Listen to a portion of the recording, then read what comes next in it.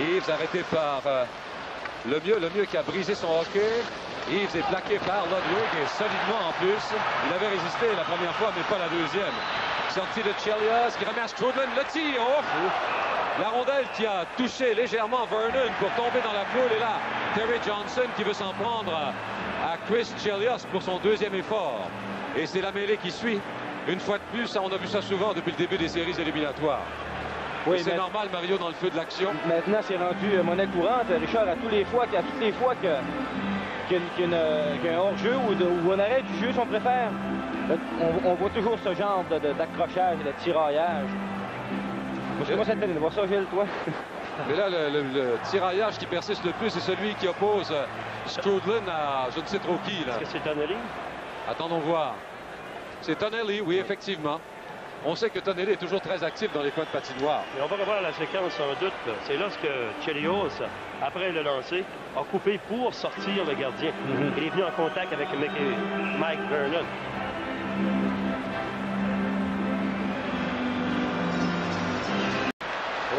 Et là, c'est un combat de boxe entre Bobby Smith et Sheehy. Alors, Bobby Smith en a choisi un bon. On vous a dit l'autre fois que ce Sheehy faisait partie de l'équipe de boxe de l'université de Harvard. On nous avait même dit qu'il était le champion poids lourd.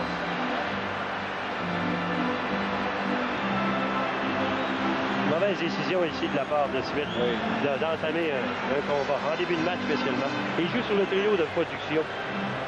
Donc, il y a déjà des hommes pour le faire.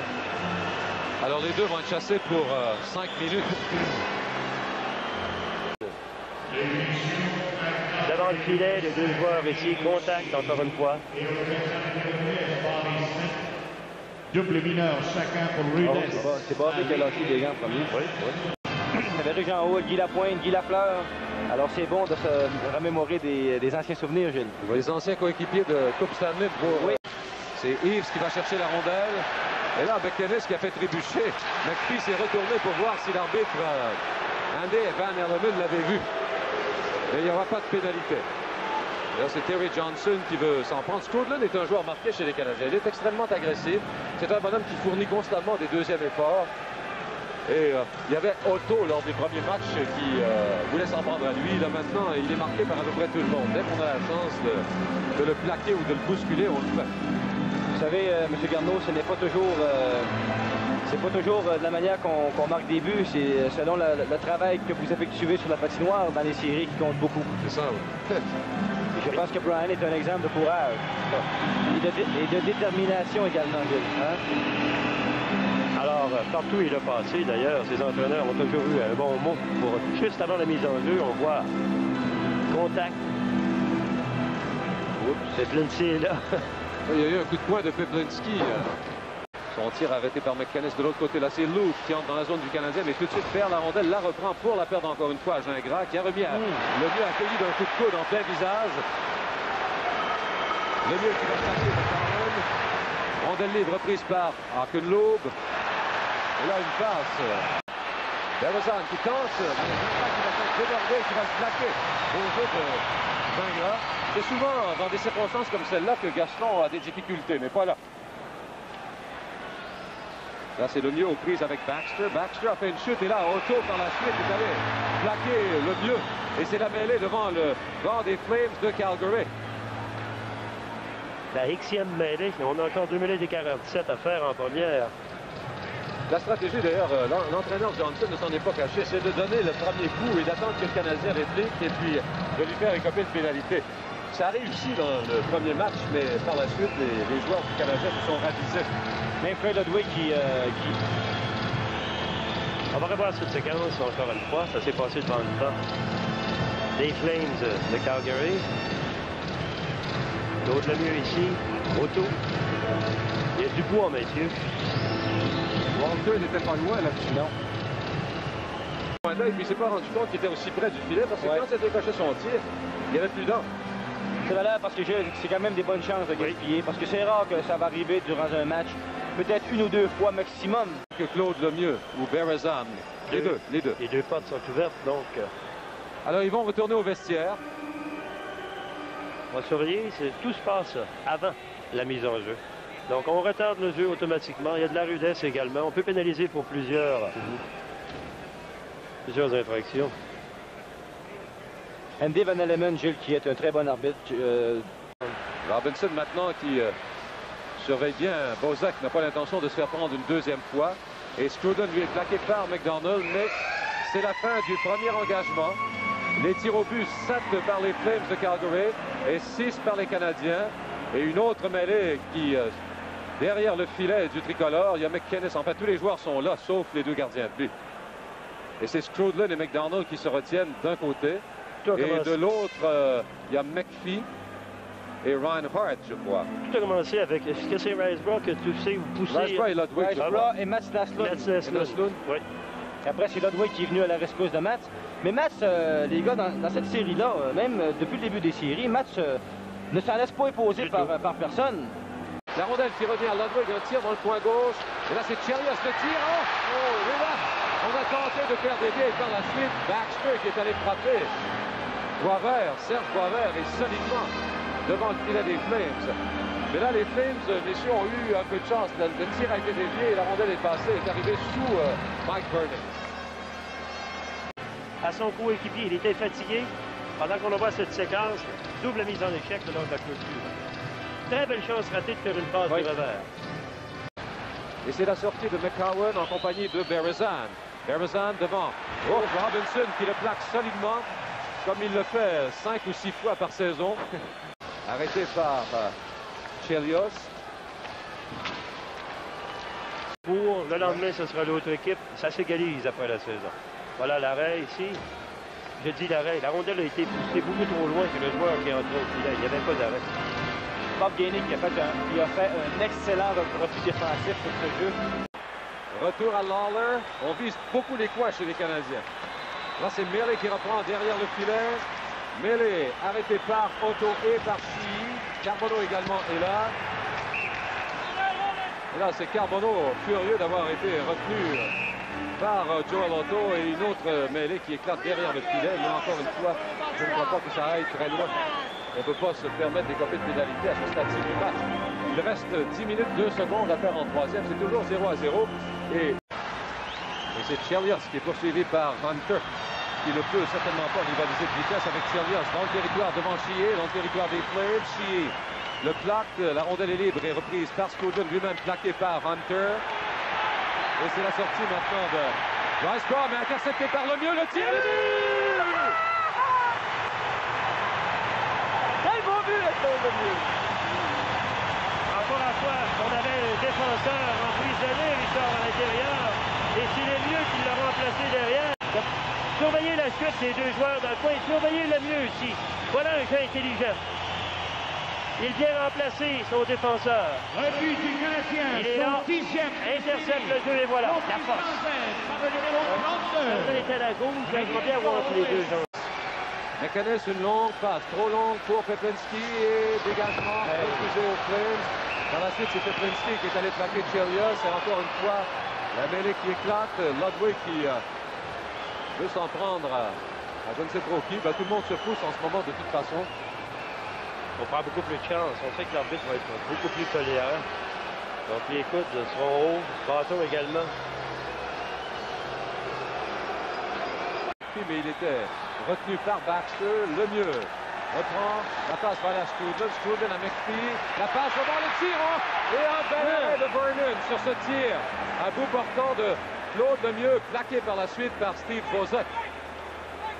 Donc, il y a eu du bon travail, encore une fois. Scruden, on a gardé le disque profondément dans le territoire. On tente de garder la rondelle le long des clôtures. Et finalement, on ne peut alimenter le mieux. Avec force derrière le filet. Avec le harpon dans le ventre. Oui, il a fait le coup de... Et voilà. Droite, c'est Gainey qui reprend. Gainey plaqué par Reinhardt. On bataille à 3. Quinn est là également. Carbonneau et Hunter. Le coup de coude sur Carbonneau. Carbonneau qui... Et par la suite, Hunter qui va pousser. Voilà. On va surveiller ici l'expérience de Gainey. Lorsqu'on dit qu'une passe à l'arrière est dangereuse, une passe à la ligne bleue. Gainey avec son expérience, garde le disque le long de la clôture et surveiller par la suite ce qui va se produire. C'est ça quand on dit que chaque pouce de glace est gagné. Avec cette attaque des Flames dans le territoire du Canadien. ou s'il l'a vu, ne pouvait pas prendre de décision. On va revoir. Surveillons ici, Richard. Ah oui, en arrière du mollet. C'est un coup, oui. Derrière la jambe.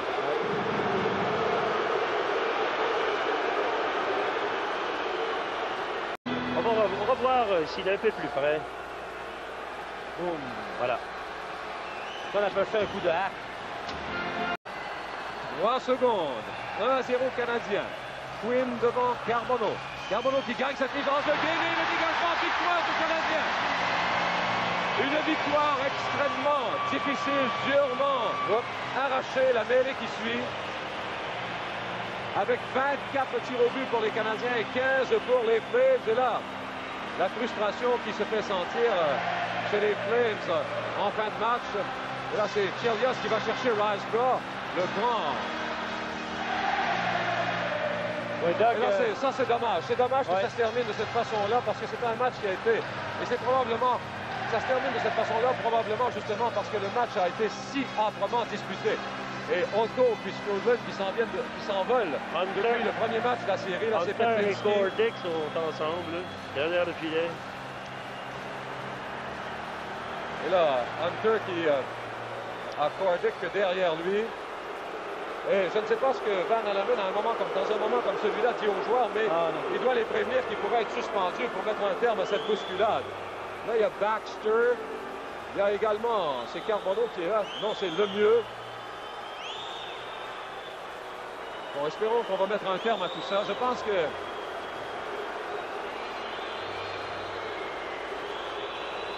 ça va s'arrêter là. Du moins, c'est à espérer. Hunter, qui veut faire des siennes. Johnson, qui est avec Lawler maintenant.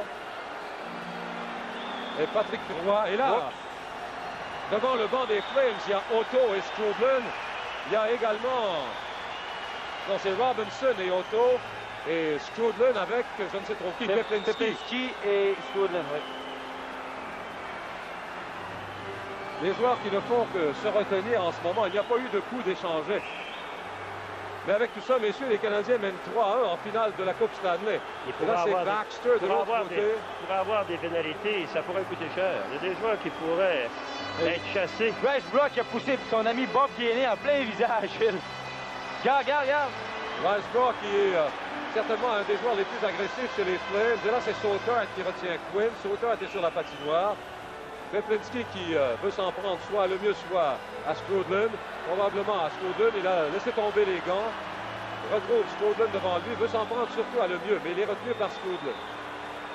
Ah, messieurs, arrêtez. C'est dommage qu'un si beau match soit terni par... Et là, c'est Petlinski. Ça fait longtemps qu'il veut s'en prendre à Lemieux. Voilà, c'est engagé. Petlinski et Lemieux. Donc, c'est Lemieux qui a réussi à renverser Petlinski à la grande voie de la foule. Ça prendrait 6 arbitres et 12 juges de ligne pour arrêter tout ça. Il me semble, Richard, que les joueurs doivent être assez fatigués à ce stade de la rencontre. Pour aller prendre du repos et prendre l'avion pour quitter Montréal le plus tôt possible. Et c'est le match. C'est le match qui a été quand même le plus court depuis le début des séries jusqu'à maintenant. Probablement que les joueurs n'ont pas apprécié que ça se termine en moins de 3 heures. On voulu faire durer ça. Et comme vous le disiez tout à l'heure, messieurs, ça va dormir dans l'avion ce soir. Incroyable. Mais ça dort toujours mieux du côté des gagnants. Oui, il pourrait avoir des suspensions également. Hein. Et là, c'est... Attendez voir. Foncé sur Lawler. Qui est-ce qui a foncé sur Lawler? Et là, ça va. On y va de plus belle. Attention, Chili. Et ça donne une image extrêmement pénible du hockey. Et c'est malheureux. On se rappelle ce fameux vendredi sanglant, comme on l'avait appelé. On n'est pas allé jusque-là maintenant. Et vous imaginez, hein, tous les médias d'information de toutes les villes ou à peu près qui sont représentés ici.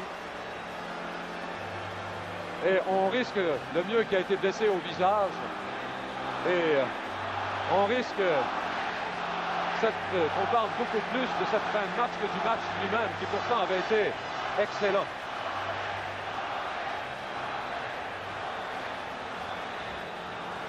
a même Régent Lemelin et Doc Sautard qui se retiennent, les deux gardiens auxiliaires. Bryce Bra et Bob Gainey. Bryce Bra et Gainey, oui. C'est eux d'ailleurs qui ont recommencé le, Oui. la balle.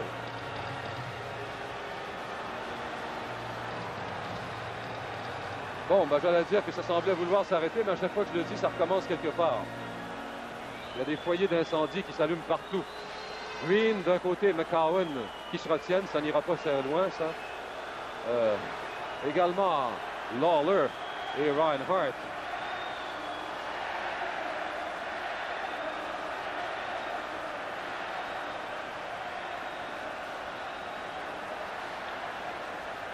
On voit Nyland qui, derrière le banc, avec son œil au beurre noir et sa cheville amochée. On ne voit pas la cheville amochée, mais on a vu l'œil au beurre noir. Et là, un autre combat qui a éclaté. Est-ce que c'est Bryce Bra et Gainey? Non, c'est Carbonneau avec Otto, je crois. Carbonneau avec Otto. Il y a même Dallin qui est avec Quinn. Hunter qui s'en prend à Dallin. Hunter qui voulait s'en prendre à Dallin. C'est Boisvert qui intervient, Gilles. Incroyable.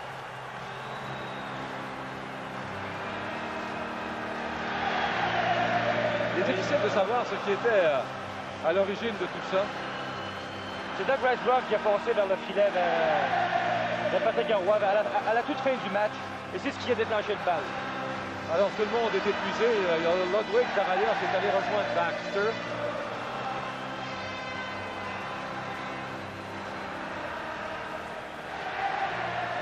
Chelios qui s'est coupé une main. Chris Nyland qui... Chelios est blessé à une main, lui. Chris Nyland qui est pas mal près de la patinoire. Il aurait avantage à rester là où il est. Ah, est-ce que ça va se terminer un jour que ces scènes disgracieuses? Ça n'a pas de fin.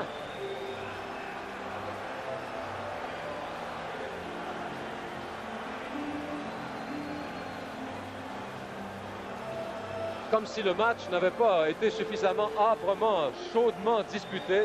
Tous les joueurs normalement épuisés après 3 périodes disputées de cette façon-là. Et ça fait une bonne dizaine de minutes, sinon plus, là qu'on continue à se chamailler, à se pousser.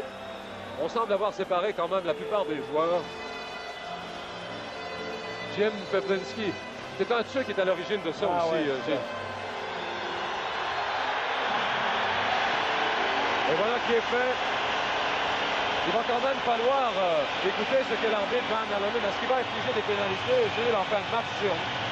C'est de éviter le pire ici, d'envoyer tout le monde à l'intérieur et charger les préposés à l'équipement de venir chercher les gants. Alors, c'est ce qu'il a fait. Il a poussé les Canadiens en territoire neutre, donne la chance aux joueurs des Flames de récupérer leur équipement, et par la suite, ce sera au tour du Canadien. Sinon, eh bien... Et les joueurs des Canadiens qui finalement ont l'occasion de se féliciter pour cette victoire.